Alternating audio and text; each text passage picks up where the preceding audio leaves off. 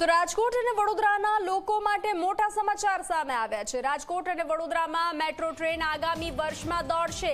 બંને શહેરોમાં મેટ્રોનો ડીપીઆર તૈયાર થયો છે। ગુજરાત સરકારે બંને શહેરો માટે મેટ્રો અંગેની પ્રપોઝલ કેન્દ્ર સરકારને મોકલી છે।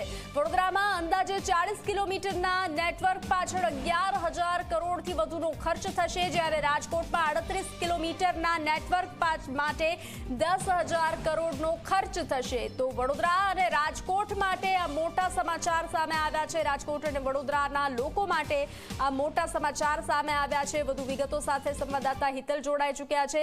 હિતલ, રાજકોટ અને વડોદરા માટે આ મોટા સમાચાર મેટ્રો ટ્રેનને લઈને શું છે વધુ વિગતો? જી ચોક્કસ એવું કહી શકાય કે હવે રાજકોટ અને વડોદરામાં પણ મેટ્રો ટ્રેન દોડાવવાનો નિર્ણય લેવામાં આવ્યો છે અને એના માટેના ડીપીઆર છે એ તૈયાર કરી દેવામાં આવ્યા છે।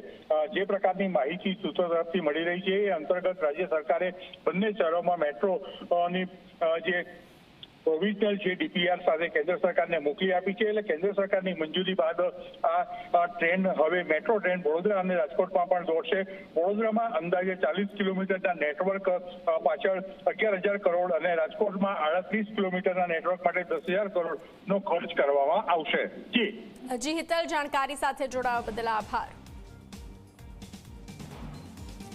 તો બંને શહેરોમાં મેટ્રોનો ડીપીઆર તૈયાર થઈ ચૂક્યો છે।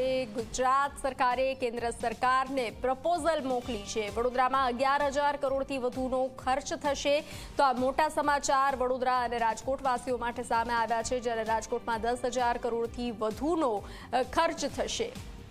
તો રાજકોટ અને વડોદરાના લોકો માટે આ મોટા સમાચાર સામે આવ્યા છે। તો જે રીતે અમારા સંવાદદાતાએ જણાવ્યું કે મેટ્રોનો ડીપીઆર તૈયાર થઈ ચૂક્યો છે, ત્યારે ગુજરાત સરકારે બંને શહેરો માટે મેટ્રો અંગેની પ્રપોઝલ કેન્દ્ર સરકારને મોકલી છે। વડોદરામાં અંદાજે 40 કિલોમીટરના નેટવર્ક પાછળ 11,000 કરોડનો ખર્ચ થશે, ત્યારે રાજકોટમાં 38 કિલોમીટરના નેટવર્ક માટે 10,000 કરોડનો ખર્ચ થશે।